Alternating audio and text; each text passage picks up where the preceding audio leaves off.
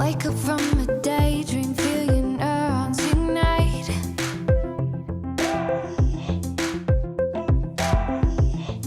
Levitate your body, thoughts and limbs reunite. So come on, come on, come on, rock it two-step, shake them bones. So come on, come on, come on, taste the rhythm on your tongue.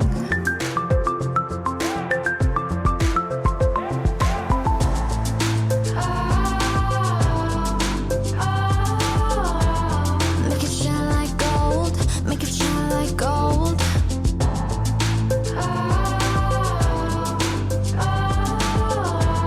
Make it shine like gold, make it shine like gold, gold.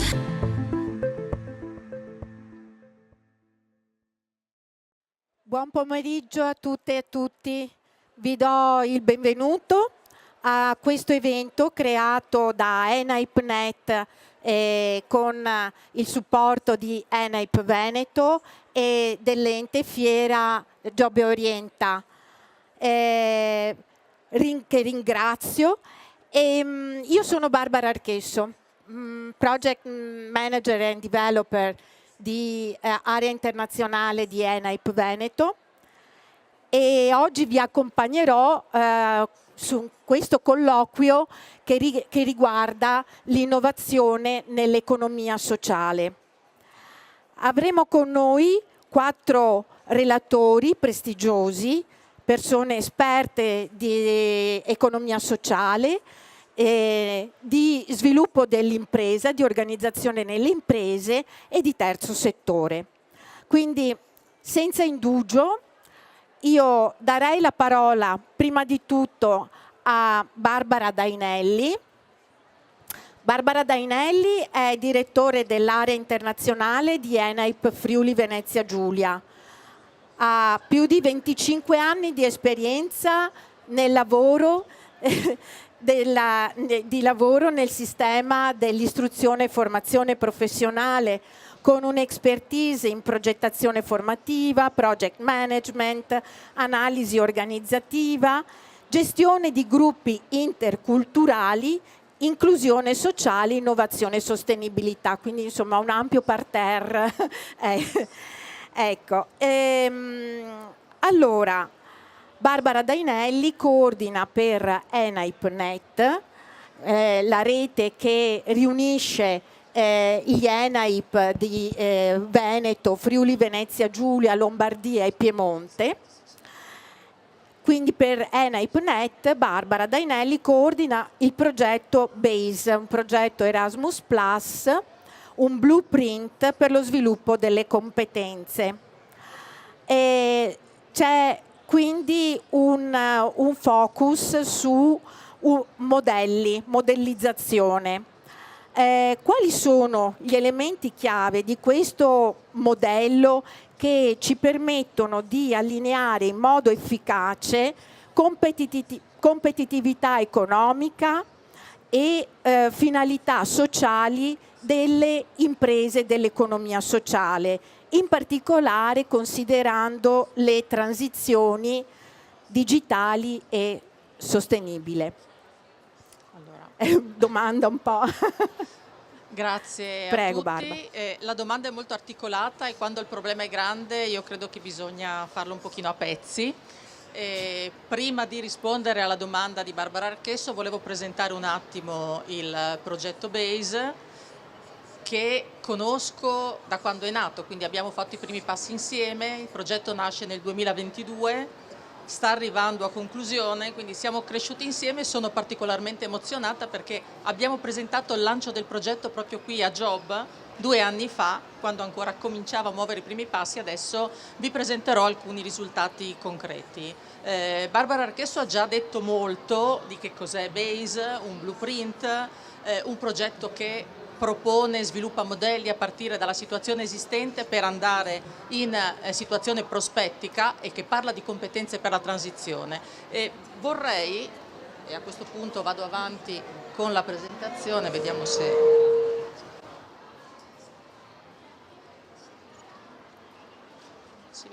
non scorre. Lo vedi lì? Ma non va. Non va. Ok, Ecco. adesso è chiaro. Allora, il progetto BASE è un progetto finanziato da Erasmus Plus, è un blueprint, quindi è un progetto che parte da una situazione esistente per andare a sviluppare un'attività nel futuro. È un progetto multiattore, che vuol dire che tiene all'interno della propria pancia organizzazioni diverse, università, enti di ricerca, agenzie di formazione, associazioni di categoria, imprese e organizzazioni ombrello che hanno dei compiti specifici e funzionali riguardo alla qualità e alla certificazione di competenze. Si sviluppa in 4 anni, ha un valore di quasi 4 milioni di euro e ha un partenariato di 25 partner effettivi a cui si aggiungono gli associati per un totale di più di 30 soggetti. Quindi tanta roba, in tutti i sensi, gestionale, organizzativo, di mediazione delle aspettative dei diversi attori. È un progetto che è focalizzato sul settore, che non è un settore, e lo virgoletto così, dell'economia sociale di prossimità. Dico questo perché, diversamente da altri blueprint che sono settoriali, opera in un ambiente, in un ecosistema più complesso. L'economia sociale ha al suo interno tanti settori. Quello che cambia non è il tipo di focus o il tipo di prodotto, ma la modalità con cui si fanno le cose. E questa è stata la prima convergenza che abbiamo trovato con gli attori sul campo e che ci ha spinto nella modellizzazione delle competenze a non lavorare sulle competenze tecnico-professionali, ma su quelle cross-settoriali e trasversali, che sono quelle che permettono di affrontare meglio le sfide della transizione, che sono 3, lì c'è scritto 2, ma in realtà sono 3, non soltanto quella digitale e quella verde, ma anche quella per una società più giusta e inclusiva, Certo. quindi la cosiddetta Just or Fair Transition.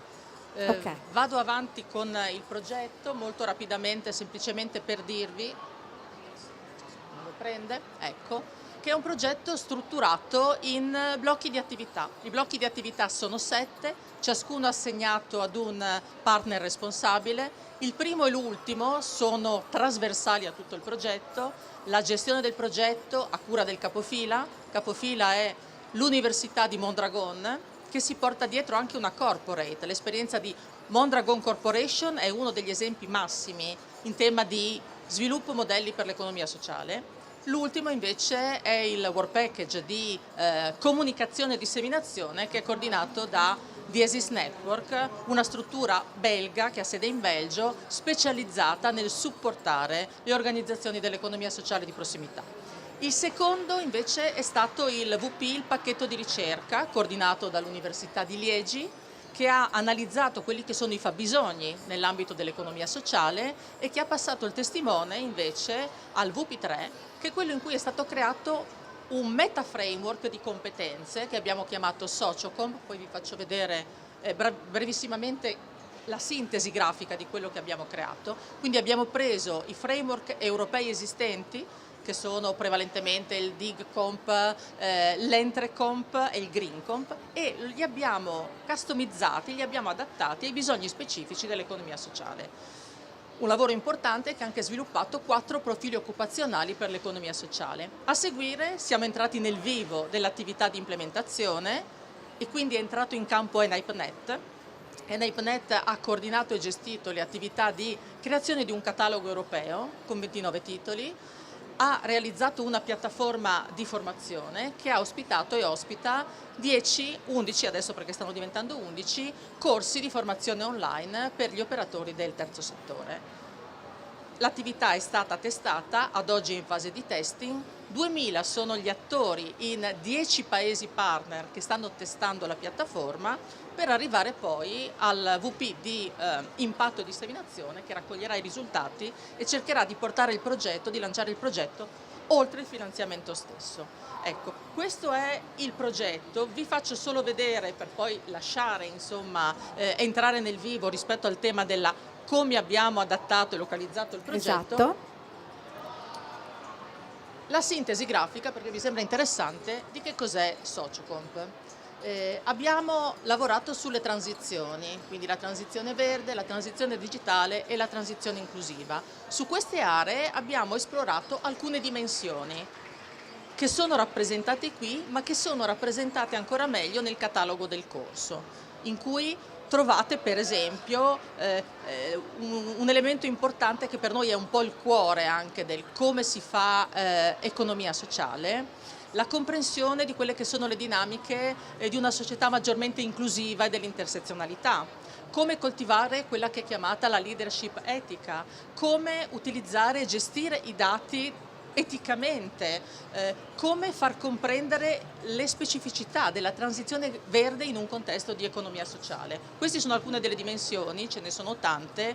Alla fine delle presentazioni c'è anche un link a quello che è il sito di progetto, che è molto ricco, navigabile. Abbiamo anche un magazine che si chiama Social Economy Insider, che lavora su alcuni temi specifici, e quindi c'è tantissimo materiale che sarà tradotto alla fine del progetto, in parte già disponibile, in tutte le lingue dei paesi partner, fra cui anche l'italiano. E io direi che a questo punto proseguiamo un passo alla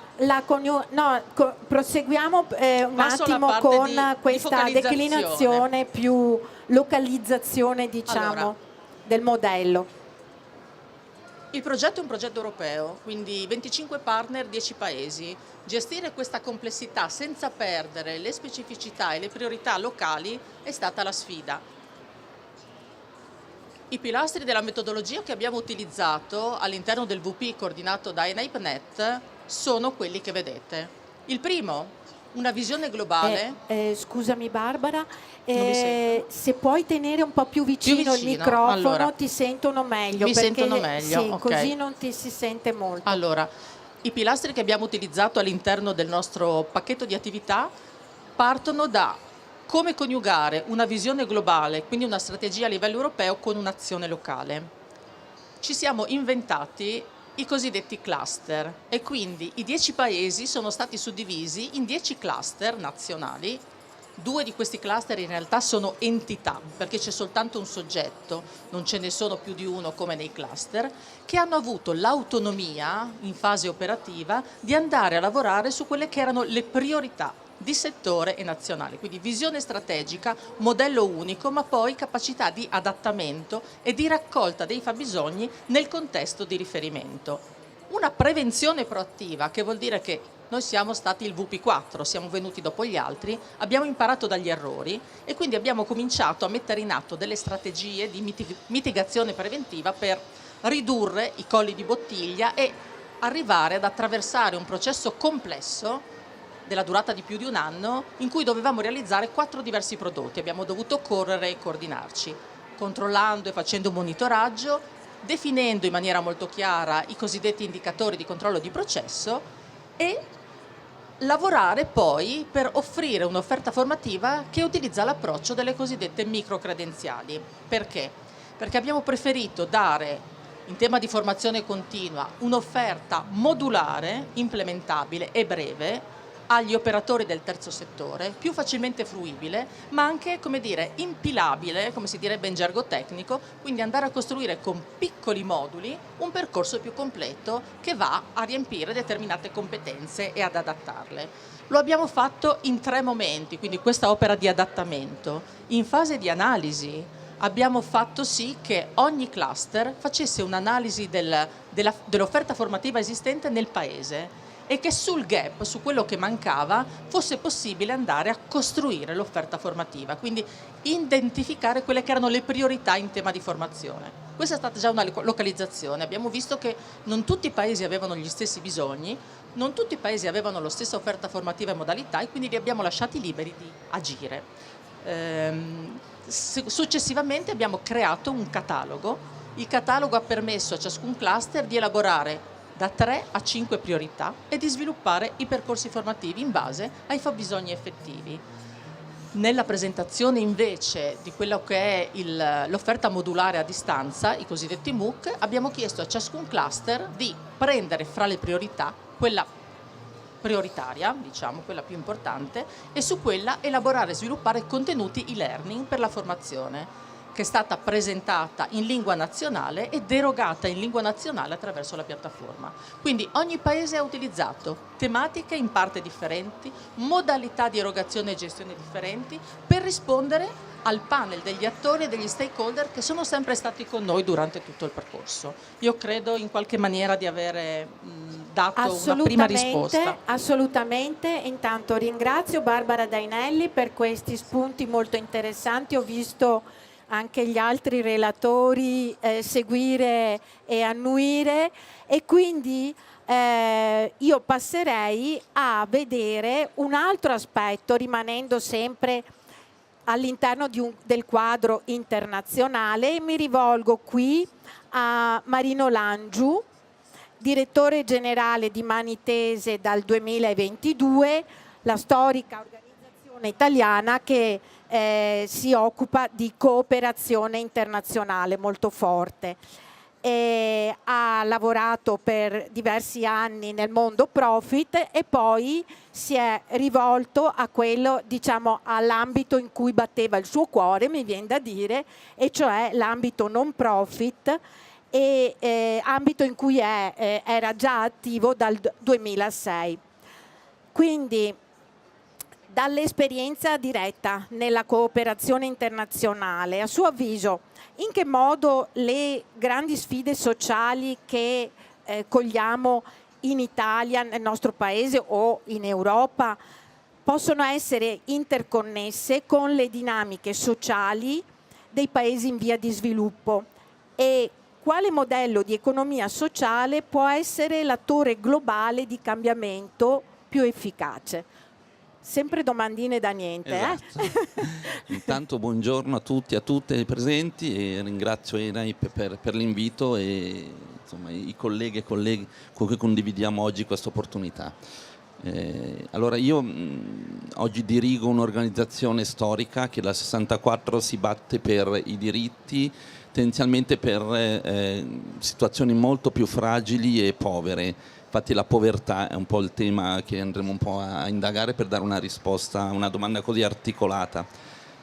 Noi ci occupiamo di cooperazione internazionale allo sviluppo, che è un tema come dire, che vede il mondo con altri occhi, non vede il mondo magari con gli occhi, diciamo così, a cui siamo abituati, ma allarga un po' la comprensione di alcune dinamiche che poi sono comuni, ce li troviamo anche, diciamo, nel nostro tessuto di vita quotidiana. Intanto bisogna fare una premessa: tutto ciò che noi facciamo, le scelte che compiamo, hanno un'interconnessione forte, veloce, immediata con i paesi poveri, molto di più di quanto poi noi ci immaginiamo. Le scelte fatte qui hanno una ripercussione immediata, in particolar modo per i paesi poveri. E qui è il tema povertà che bisogna un po' indagare, no? Per rispondere alla domanda che mi viene posta, con diciamo, un occhio sul tema della cooperazione, che va a lavorare con situazioni molto povere che sono cambiate nel senso che, se facciamo un excursus sulla povertà, noi negli anni 60 viviamo il boom economico in tutta Europa, il PIL sale, praticamente c'è un benessere distribuito per tutte le fasce della popolazione, tutti noi ne beneficiamo, quindi è il periodo in cui noi dividiamo anche il mondo in paesi ricchi, in paesi in via di sviluppo, penso all'America Latina, e in paesi poveri, tendenzialmente l'Africa. E su quello, come dire, creiamo tutto un sistema per gestire questa povertà, che per noi vuol dire Africa, tendenzialmente terzo mondo, il cosiddetto terzo mondo. Cosa è cambiato oggi? È cambiato che con gli anni 90 tutta una deregolamentazione nazionale, europea e internazionale fa sì che non esistano più regole che prima garantivano una più equa, diciamo, distribuzione delle risorse, e fa sì che oggi in realtà molti attori si possono muovere da quegli anni lì con molta più facilità, no? Spostando produzione, spostando informazione e creando un paradigma, cioè creando povertà nei paesi di origine. Noi oggi siamo in Italia, un paese del G7 in cui c'è povertà, ma non andando a aumentare il livello di benessere dei paesi beneficiari, tendenzialmente i paesi poveri. E questa è, come dire, un po' la condizione su cui noi siamo chiamati a ragionare. Oggi dove siamo? Oggi siamo sul fatto che la povertà, intanto bisogna definire povertà, c'è povertà assoluta, relativa, ovviamente noi viviamo una povertà molto diversa dalle periferie di Ouagadougou, che è la capitale Burkina Faso, però c'è una povertà educativa oggi nei nostri contesti, una povertà di accesso alle risorse e alle opportunità. E quindi per rispondere un po' alla domanda cosa lega un po' le condizioni, diciamo qua, dei nostri paesi ai paesi più poveri con l'occhio alla cooperazione internazionale, è che le cause della povertà poi sono le medesime, quelle con cui ci ritroviamo tendenzialmente a dover dare delle risposte, che sono tendenzialmente non regolamentazione, tendenzialmente che portano alla concentrazione di risorse, alla concentrazione dell'informazione, alla concentrazione della gestione delle risorse naturali.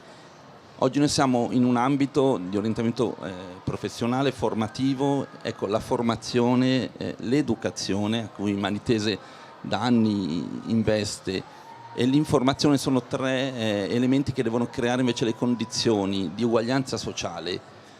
Manitese ha uno slogan che è un impegno di giustizia, che per noi si declina in giustizia economica, sociale, ambientale, perché i nostri fondatori negli anni 60 avevano questa visione che il tema della povertà la risolvi con la giustizia sociale, cioè con dare pari opportunità a tutti, che sia il merito a guidare lo sviluppo umano, con un'attenzione a delle regole comuni di base per tutti, che tutelino l'ambiente, i diritti delle persone, il diritto a un'emancipazione sia personale ma anche l'impresa, mi viene da dire, che aiutino un po' a dare risposta a questo problema. Quindi insomma, un po' per rispondere alla domanda è questo, come interconnesso è il tema proprio come noi oggi diamo risposta ai meccanismi di povertà, che oggi, guardate, noi siamo un ONG, abbiamo sempre fatto cambiamenti nei paesi poveri legati alla povertà. Da molti anni, da almeno 5 anni, il paradigma è cambiato. Noi lavoriamo molto in Italia contro le povertà, lavoriamo nelle periferie di Catania, lavoriamo nelle periferie anche di Treviso, di Varese, di Milano, a Biella, perché le povertà oggi sono anche in Italia. Dobbiamo sapere cosa le causa e quindi qual è la rete sia istituzionale ma anche di imprese e di formazione che aiuta un po' a creare meccanismi per togliere questi tipi di povertà. Spero non essermi dilungato troppo. No, assolutamente. Allora, intanto grazie per questi collegamenti che non sempre risultano così chiari tra i paesi cosiddetti più poveri o cosiddetto sud del mondo con il cosiddetto nord del mondo, perché effettivamente se uno va a guardare alcuni dati si ritrova, perché ci sono delle cifre incredibili che riguardano la povertà relativa e l'accesso all'educazione. La povertà educativa, fra l'altro, è un derivato delle minori opportunità nelle famiglie, e c'è un numero sempre crescente di minori che ha sempre meno accesso all'educazione, e questo ha come conseguenza un abbandono scolastico precoce e quindi successivamente minori opportunità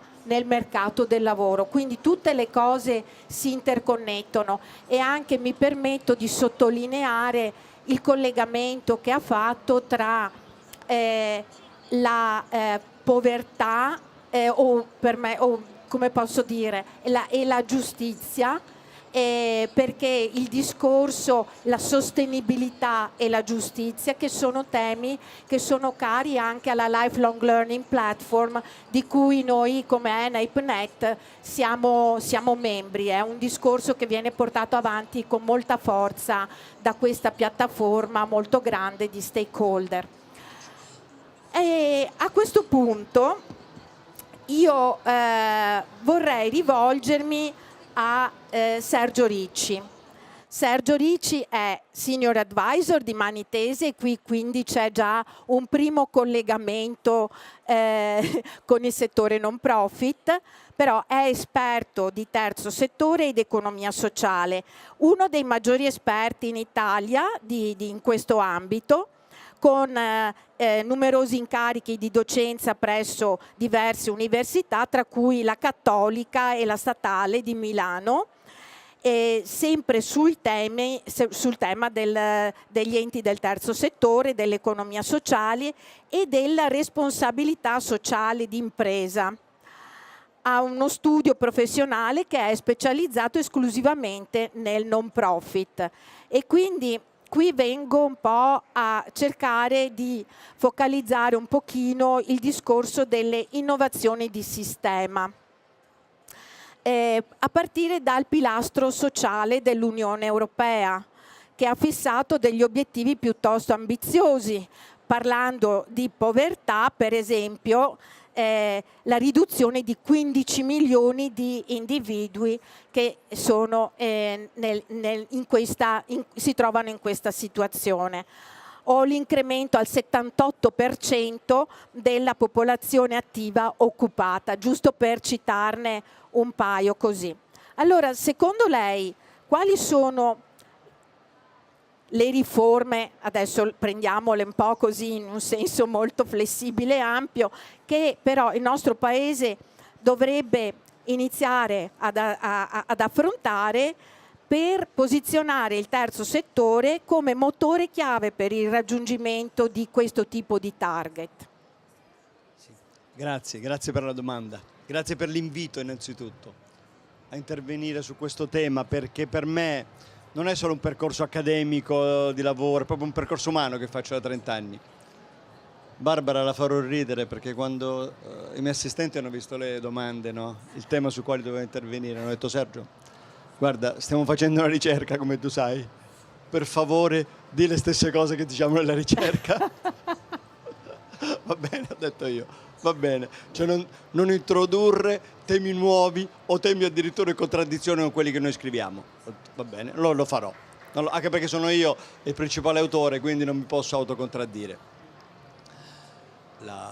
Però è molto interessante la domanda, molto interessante la domanda. Dovrei fare un passaggio indietro a quello che diceva Barbara. Sì? Barbara ha detto una cosa che forse è sfuggita, ma che secondo me è il cuore del discorso di cui noi stiamo parlando. L'economia sociale non è un settore. L'economia sociale, è importante che tutti noi comprendiamo questo aspetto. L'economia sociale è una galassia all'interno della quale si trovano tanti macrogalassie, tanti sistemi solari. Il terzo settore è uno di questi.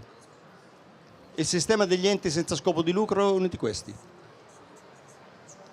Potrei andare avanti così, vi voglio dare un dato tecnico. Quando io spiego all'università l'introduzione al terzo settore agli enti non lucrativi italiani, la lezione dura 8 ore, sono 4 lezioni a 2 ore, per capire la complessità. Perché dico questo? Però voi lo potete comprendere, perché all'interno del terzo settore, o peggio ancora all'interno di quello che l'Unione Europea definisce economia sociale, noi abbiamo tutto. Pensate all'Italia, abbiamo i gruppi di volontariato, Certo. e nel volontariato abbiamo già infiniti pianeti, la promozione, la protezione civile, il volontariato sulle ambulanze e così via. Abbiamo tutta la cooperazione sociale, cooperative sociali di tipo A che fanno i servizi infiniti sull'assistenza sociale, sull'assistenza sociosanitaria, sull'educazione, eccetera, eccetera. Abbiamo le cooperative di tipo B, sociali, le cooperative che inseriscono i soggetti svantaggiati. Abbiamo le organizzazioni di cooperazione internazionale, che sono dedicate, ma non esclusivamente, a progetti nei paesi terzi, in via di sviluppo. Andiamo alle fondazioni lirico-sinfoniche, tutti quanti, cioè potrei andare avanti all'infinito. Abbiamo le imprese sociali, insomma, mi sembra giusto citare anche chi ci ospita, che a sua volta sono un altro, e così all'infinito. Cosa serve a dire questo? Che quando io vedo la gente che definisce e parla di terzo settore, economia sociale, dico: attenzione, voi state parlando di un universo mondo che racchiude l'ambiente, l'educazione, la cultura, la formazione, la cooperazione internazionale, l'assistenza ai disabili e così all'infinito, è chiaro? Quindi quello che io definisco in senso lato rappresenta l'intera società, declinata attraverso degli interventi giuridici, diverse forme di intervento giuridico. Però vi voglio dare un dato su questo per farvi capire anche l'impatto economico di cosa stiamo parlando. Il RUNTS, che voi qualcuno deve aver sentito, no? È il registro unico nazionale del terzo settore, dove sono iscritti gli ETS.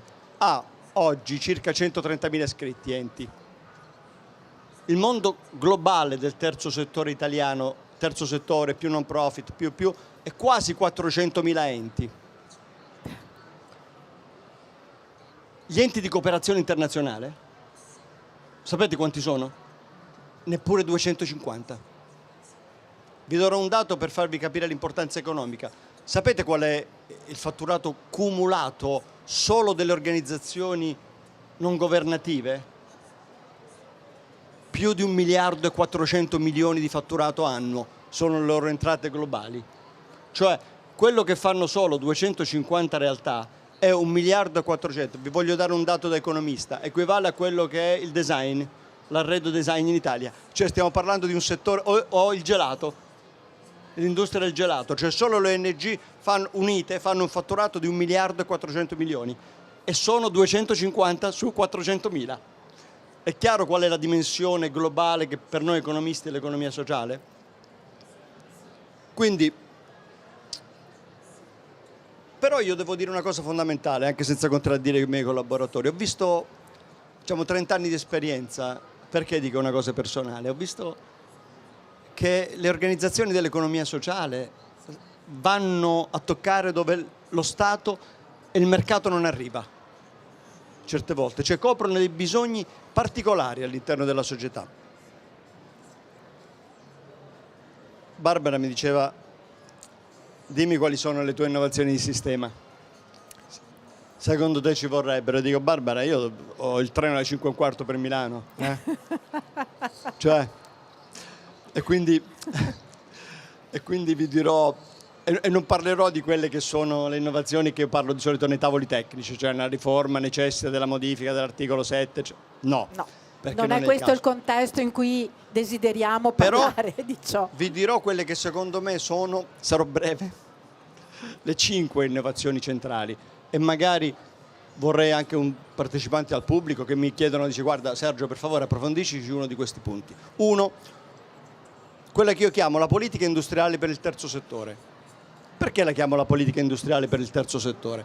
Voi avete capito da alcuni piccoli dati che vi ho dato, tra cui lo spaccato economico delle ONG, che noi stiamo parlando di un settore economico vero e proprio, cioè capace di movimentare posti di lavoro, economia, senza considerare costo sui fornitori, eccetera, eccetera, molto forte. Qual è il problema vero? A differenza di altri settori che hanno o dovrebbero avere una politica economica di settore, l'economia sociale non ha una politica dedicata. Ora io mi dovrei dire, non è vero, perché la nostra ricerca dice che in questo momento, è il dibattito che vorrei porre su questo, il MEF è il Ministero dell'Economia e delle Finanze, ha fatto quello che è il Piano Nazionale del Terzo Settore, con 2 anni di ritardo su quelle che sono le indicazioni europee. Questi 5 punti servono per quella ricerca, per dare il contributo al Piano Nazionale per il Terzo Settore, ecco perché li dico. In cui vengono definiti dei punti che noi toccheremo.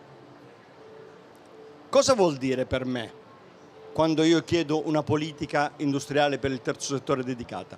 Programmi pluriennali di investimento, cioè tutti i nostri enti del terzo settore, i nostri enti dell'economia sociale, sono legati spesso a bandi che sono molto interessanti, quello che ci ha presentato, ma che hanno una caratteristica spot, cioè non c'è un livello di finanziamento continuativo, come dovrebbe essere tipico invece di una politica industriale economica. Perché solo così io riesco a fare impatto sulle cose che effettivamente, ad esempio nel caso loro, riescono a fare. E per fare questo servono finanziamenti continuativi. Sostegno mirato all'innovazione tecnologica e organizzativa, perché noi stiamo parlando in un mondo che adesso si trasformerà, che sarà radicalmente diverso. Strumenti finanziari coerenti con questi obiettivi di impatto sociale. Cioè, per fare tutto questo, se noi vogliamo fare un investimento a politica economica, servono investimenti pubblici e privati rilevanti, altrimenti stiamo presentando, come dico sempre io, ricerche accademiche che non hanno poi una ricaduta concreta in termini di occupazione. Ecco la domanda iniziale di Barbara. Ecco che così solo il terzo settore, l'economia sociale, può diventare un attore che dà contributo all'ambizioso percorso dell'Unione Europea. Poi dovrei dire, battuta, apro e chiudo, ma i miei assistenti direbbero, Sergio, queste cose non devi dire. Che qualità del lavoro però dice l'Unione Europea? Che qualità di lavori sono fissati in quel target? Il lavoro in cui la gente non si può pagare l'affitto? O un lavoro di qualità? Perché io vorrei discutere anche sul terzo settore, anche sull'economia sociale di questo meccanismo. Su questo noi siamo un po' indietro. L'ho detto nei tavoli per l'economia sociale, perché ci sono delle esperienze europee interessanti. Per esempio in Francia c'è la Banque des Territoires, che è una banca che accompagna anche le azioni di economia sociale sui territori. La Spagna invece ha fatto il Per Te, che è proprio un programma di accompagnamento alle attività di economia sociale sul territorio. Quindi io ho detto, è molto bello questo piano d'azione sull'economia sociale, resta un dibattito tra esperti o diventa una cosa efficace? Seconda riforma, scusi, vi dirò una cosa più complessa, poi ve la spiego, si chiama l'infrastrutturazione dell'impatto sociale come standard di governo pubblico. Che vuol dire questo? Traduciamolo in italiano. Io ritengo che sia fondamentale l'introduzione sistematica di metrica di impatto sociale nei processi decisionali della pubblica amministrazione, non come adempimento tecnico, ma come criterio di allocazione delle risorse. Cosa vuol dire questo? Vuol dire che l'assaggio di un linguaggio comune, soprattutto l'assenza di una vera ricaduta di impatto su quello che sono i bandi pubblici, i finanziamenti pubblici, denota un problema. Cioè, cosa vuol dire? Come misuriamo noi cosa viene fatto effettivamente da un finanziamento pubblico? Qual è la ricaduta che ha, ad esempio, sul territorio e come lo dimostriamo questo? Questa è la vera cosa. Esistono, gli studiosi hanno creato questo, sono le metriche di impatto sociale tecnicamente. Perché? Perché per me è fondamentale quali sono i veri effetti generativi, ad esempio, del terzo settore dell'economia sociale sul territorio.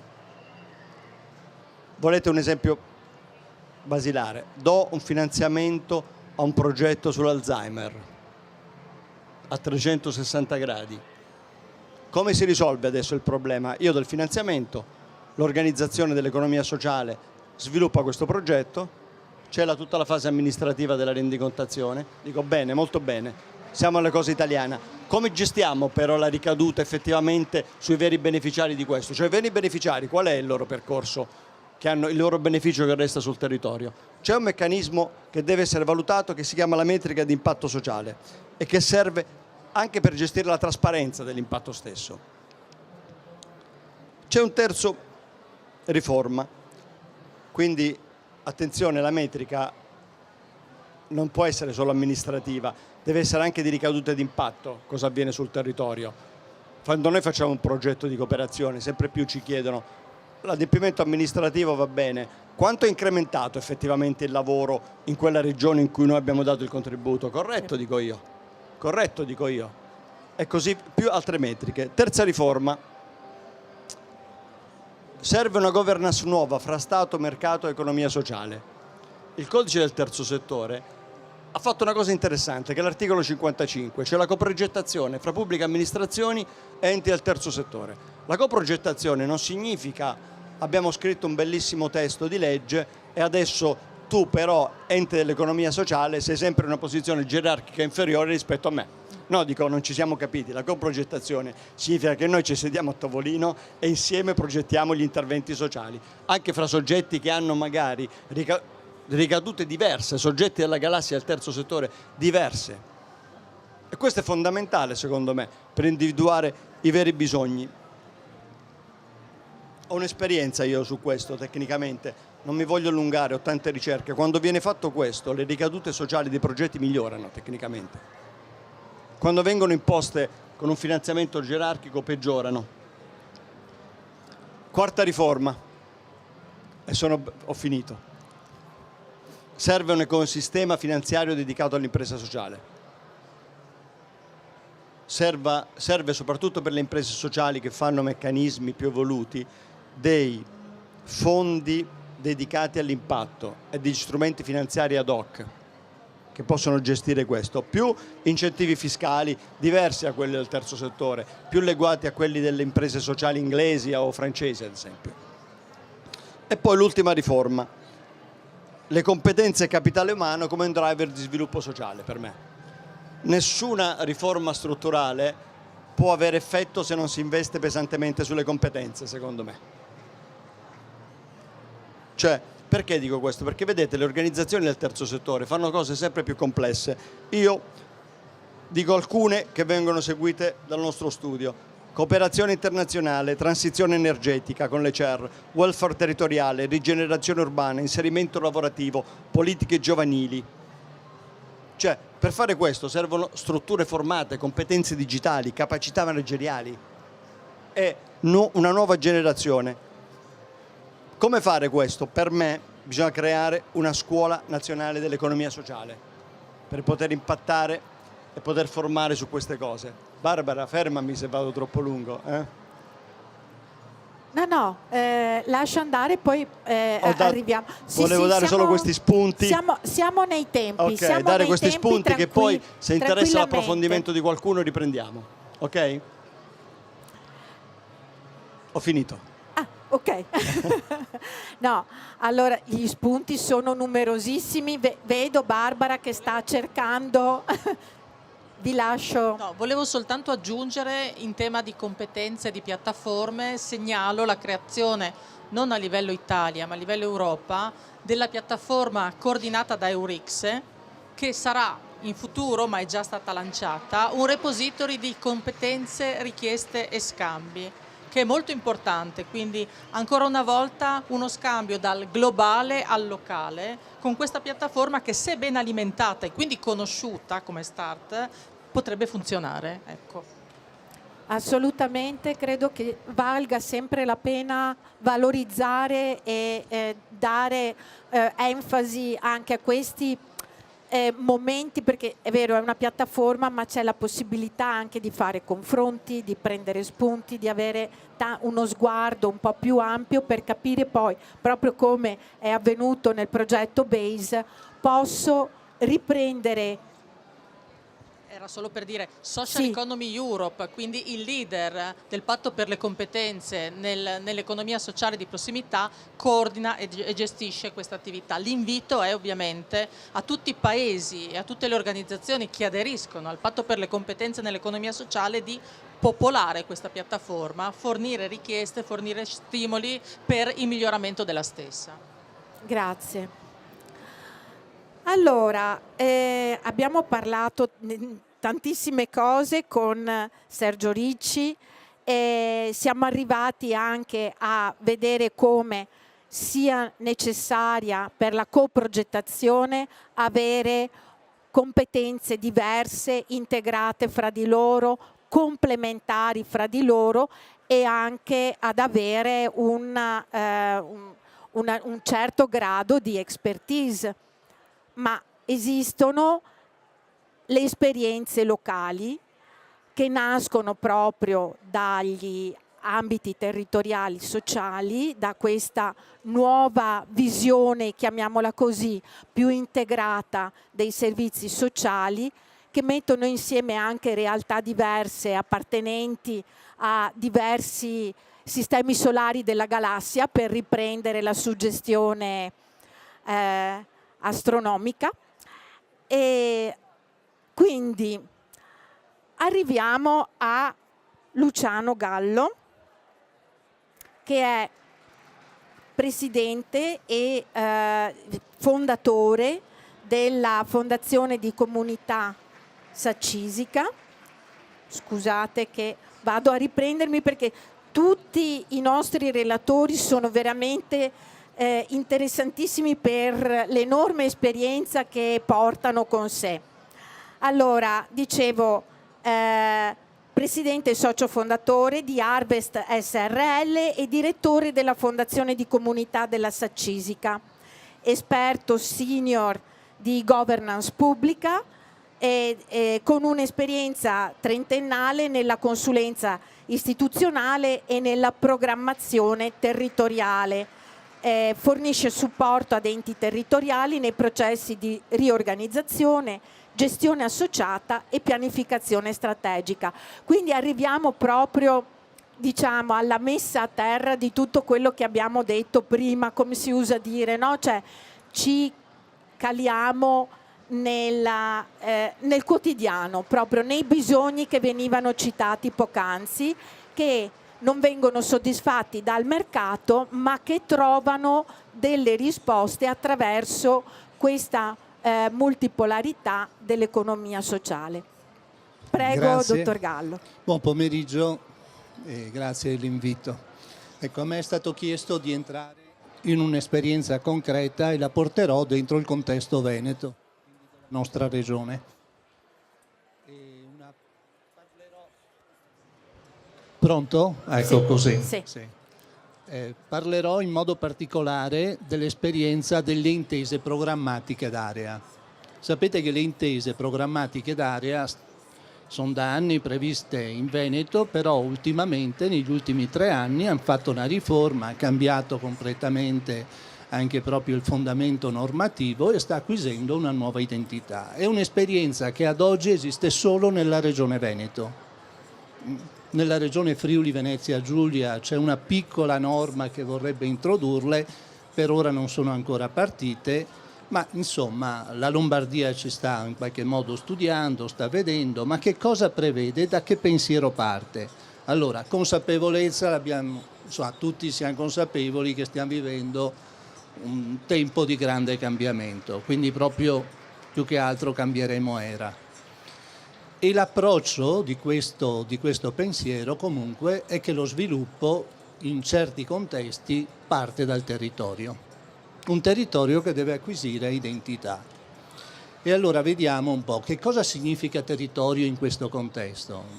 È uno spazio e la Regione Veneto, sapete che alla fine dell'anno scorso ha fatto un decreto, anzi una delibera importante, la fa ogni 5 anni adesso, dove ha riordinato completamente gli ambiti territoriali. E in questa delibera, guardate, ci sono delle linee che sono rivoluzionarie, cioè per noi saranno davvero determinanti. In quello precedente aveva cancellato i confini provinciali, qui li ripresenta. Dice: le aziende sanitarie coincidono con i confini provinciali. All'interno dei confini provinciali ci stanno gli ambiti del sociale, gli ATS. Gli ATS coincideranno con i distretti sanitari, ma con gli uffici del lavoro e le politiche per la casa. Il tema dell'abitare diventa uno dei temi nei prossimi 3 anni che la Regione sta mettendo proprio al primo punto. Quindi sicuro è uno spazio, e le politiche per lo sviluppo territoriale devono stare dentro i confini territoriali degli ambiti territoriali del sociale.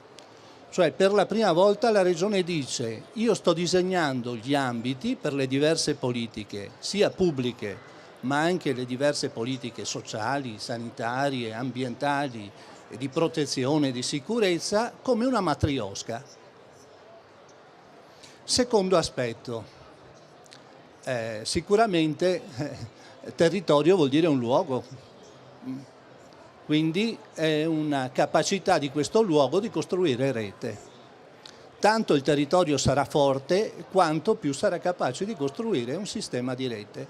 Reti pubbliche, quindi reti tra comuni, quando i comuni riescono a fare convenzioni tra loro, riescono a costruire unioni, riescono a costruire sistemi, in questo caso anche aziende, no, di consortili pubbliche e così via, tanto più si riuscirà ad avere un intreccio, tanto più si riesce a costruire, in questo caso si parla appunto di alleanze per lo sviluppo, quindi Stato, mercato, terzo settore attorno ad un tavolo cominciano a concertare le politiche da sviluppo, tanto più quel territorio. Quanto più c'è ricchezza in termini di economia del dono, tanto più quel territorio è capace poi di affrontare in termini di resilienza le sfide che ci sono davanti.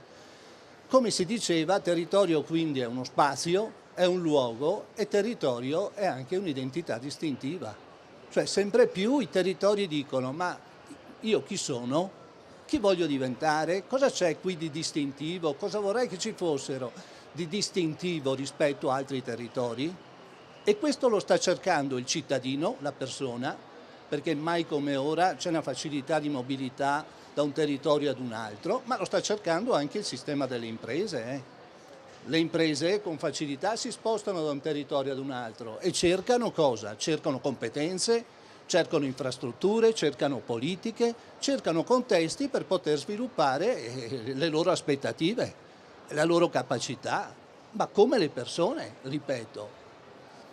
Allora, da questo punto di vista, diciamo che sono nate e oggi va inquadrata questa norma regionale dell'intesa programmatica d'area.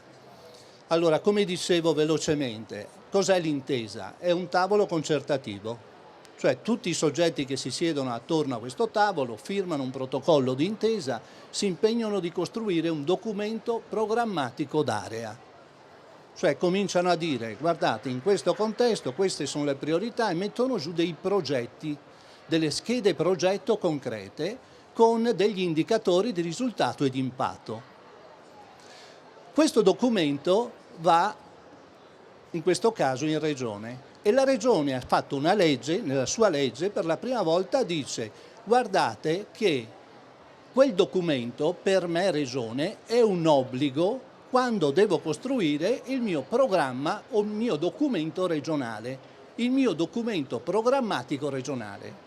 Cioè, vogliamo entrare dentro la programmazione regionale? Bene, dobbiamo far parte di un'intesa programmatica, costruire un documento programmatico, perché la Regione ha l'obbligo di andare ad aprire un tavolo concertativo con quelle realtà e inserire quei progetti, discutendo chiaramente all'interno del suo programma regionale.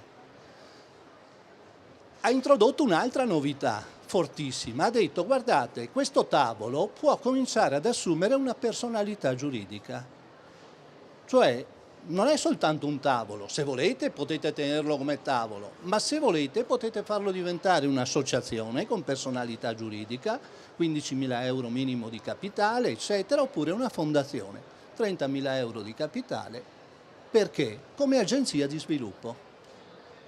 Quante ce ne sono oggi in Veneto? Queste sono le intese programmatiche che la Regione riconosce. 3 di queste sono associazioni, quindi si sono già infrastrutturate come associazioni, 2 come fondazioni. Una nell'Alto Vicentino, quindi sono 34 comuni, e una nell'area della Sacisica. Adesso vi parlo di questa, dell'area della Sacisica, dove faccio il direttore. Abbiamo costruito anche le altre 3 associazioni e anche quella della Festari, quindi nell'Alto Vicentino. Allora questi sono 10 comuni, 80.000 abitanti, sono 246 km quadrati. Cosa si è costituito?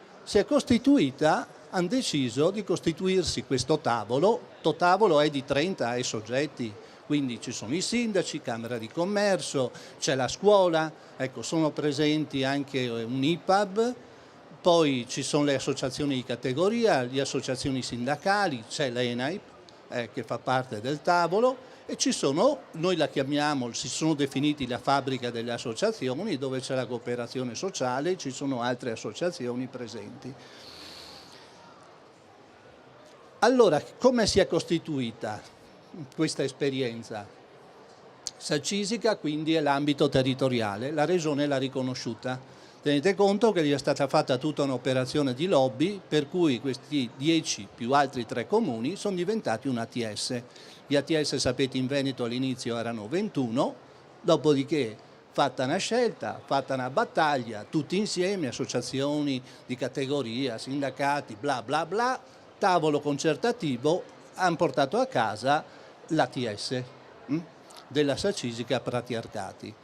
È un'intesa programmatica d'area, vi dicevo, e si è costituita come fondazione di comunità. Allora, fondazione di comunità che ha nel proprio statuto, quindi nel proprio DNA, una discussione, quindi immaginate, eccetera, insomma il tema della generatività è stato un tema importante, per cui un proprio carattere, e diciamo su che cosa sta lavorando in questo momento nel documento programmatico che è stato definito l'anno scorso e agli inizi di quest'anno, e su cui si è già aperta una concertazione con la Regione e non solo con la Regione, ma c'è il tema della transizione energetica, quindi lì si è costituita una CER, sono più di 120 in questo momento i soci, e si sta lavorando su un welfare territoriale, quindi un nuovo patto territoriale per il sociale in questo caso, su cui ci sono 3 progetti. Si sta facendo l'ATS, come fondazione stiamo costruendo lì l'ATS. Stiamo facendo un progetto che mette assieme 10 aziende e il welfare aziendale delle 10 aziende con un accordo con le parti commerciali e le associazioni presenti nel territorio. Sono più di 5.500 dipendenti, ecco, tanto per vedere, e che ha il vincolo, il patto è proprio quello di dire: guardate, il welfare aziendale lo si può usare con questi soggetti che firmano un protocollo bla bla, e sono sia negozi particolari di vicinato principalmente, e sia però servizi, scuole materne, asili nido, associazioni, anche scuole nostre pubbliche su certe cose, il tema del turismo, e poi tutta una questione per quanto riguarda alcuni progetti forti di innovazione del territorio. Allora, come si è costituita? 10 aziende disponibili a mettere 20.000 euro ciascuna. Camera di Commercio 20.000 euro, la banca 20.000 euro.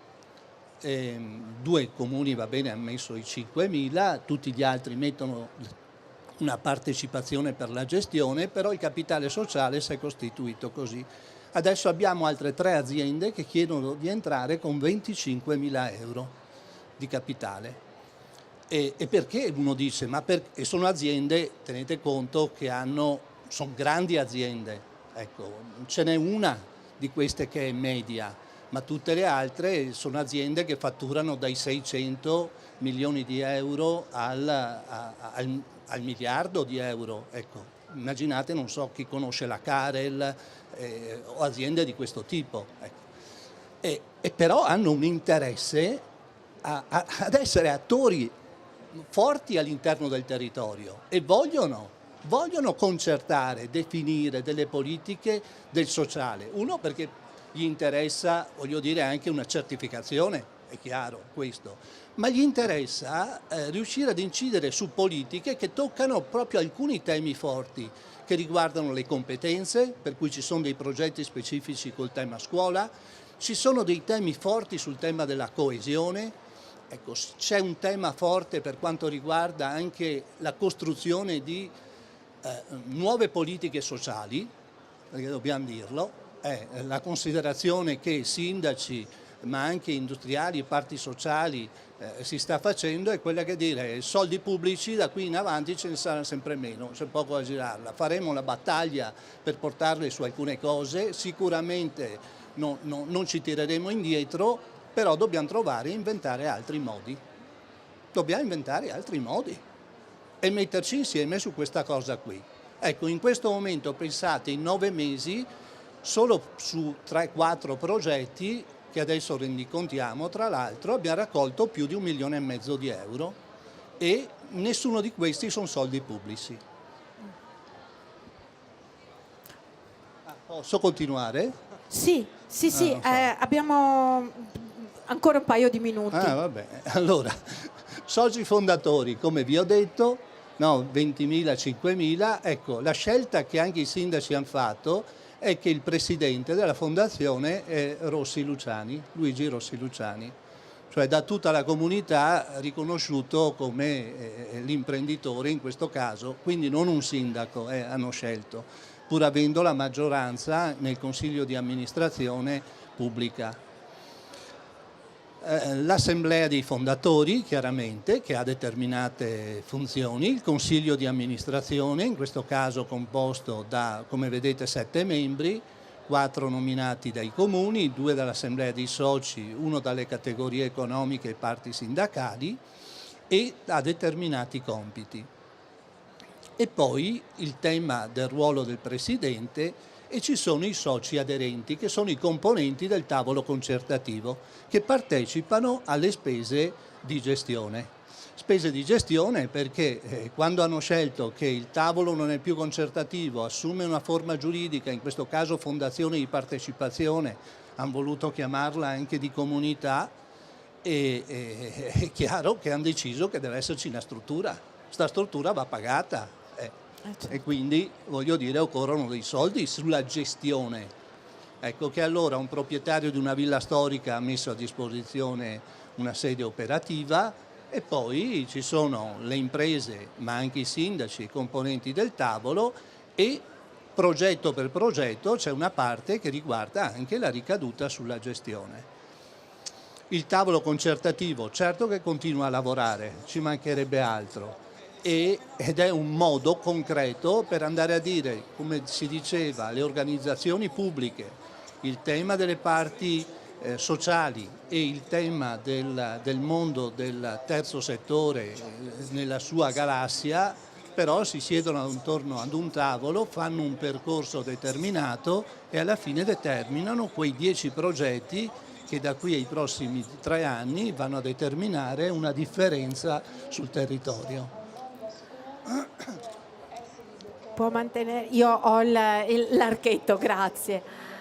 Allora, credo che sia effettivamente stato illuminante capire poi, no, come tutto quello di cui si è parlato prima può essere effettivamente realizzato, può trovare uno spazio, come la coprogettazione tra pubblico e privato possa costituire un esempio virtuoso proprio per rispondere ai bisogni di un territorio in maniera concreta, mettendo intorno a un tavolo i soggetti diversi, non solo appartenenti al mondo, alla galassia dell'economia sociale, ma anche al mondo del profit, quindi in maniera virtuosa, concreta, propositiva. Allora, noi ci avviciniamo alla chiusura di questo evento e ringrazio tantissimo intanto prima di tutto i relatori, che invito proprio con una battuta di quelle epigrafiche, direi, a dire come vede il futuro dell'economia sociale, dell'innovazione, cioè cosa c'è nel futuro, ma veramente una cosa, la prima cosa che viene in mente, come quando si fanno le nuvole con le immagini. Provo, ma volevo rilanciare una suggestione che è anche un po' un sogno, tenere insieme il macro e il micro, la dimensione internazionale che dà e scambia con quella locale di comunità.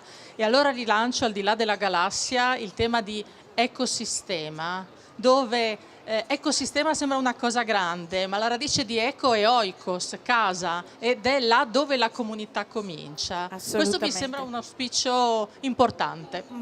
Grazie Barbara. Sì, volevo dire una cosa, riallacciarmi all'esperienza di tutti. È molto interessante quello che ci sono tanti in Italia, quello che ha fatto Luciano. Voglio dare un'esperienza statunitense su questo. Se voi andate dai grandi filantropi americani, loro dicono una cosa interessante: ci finanziate questo progetto, non so, in Namibia? Dicono no, perché la nostra priorità essenziale è dare finanziamenti al percorso locale, alla realtà locale. Lo fanno con una logica filantropica, lo fanno anche con un'altra logica, quella di sviluppo del sistema, della galassia, economico, perché senza sviluppo economico non c'è sviluppo sociale, non c'è sviluppo filantropico, non c'è sviluppo sociale. Mi ricollego a un'altra cosa di tutti e chiudo su questo, brevissimo. Dobbiamo superare tutti un paradigma sul quale noi abbiamo vissuto per 30 anni. L'economia sociale, il terzo settore non può essere fatto solo da volontari. Queste progettualità complesse necessitano non di professionisti burocrati fini a sé stanti, ma di professionisti con preparazioni complesse. Non dobbiamo fare leggi del terzo settore per dare un incarico in più al commercialista, dobbiamo dire che servono senza ambiguità profili manageriali di un certo livello. Benissimo. Chiudo con la parte forse un po' più internazionale della cooperazione. Allora, quello che vediamo noi è un momento trasformativo da cogliere. Probabilmente bisogna forse evitare di ricadere in errori di dividere, di divisione, ma di accorpamento. E questa probabilmente è la sfida più grande. Lo dicevo all'inizio del mio intervento, l'interconnessione fra il locale e il globale è forte, è presente, è attuale. E su questo dobbiamo un po', calco le parole di Sergio, trovare un management illuminato che porti una visione nuova di cambiamento, un management appunto non...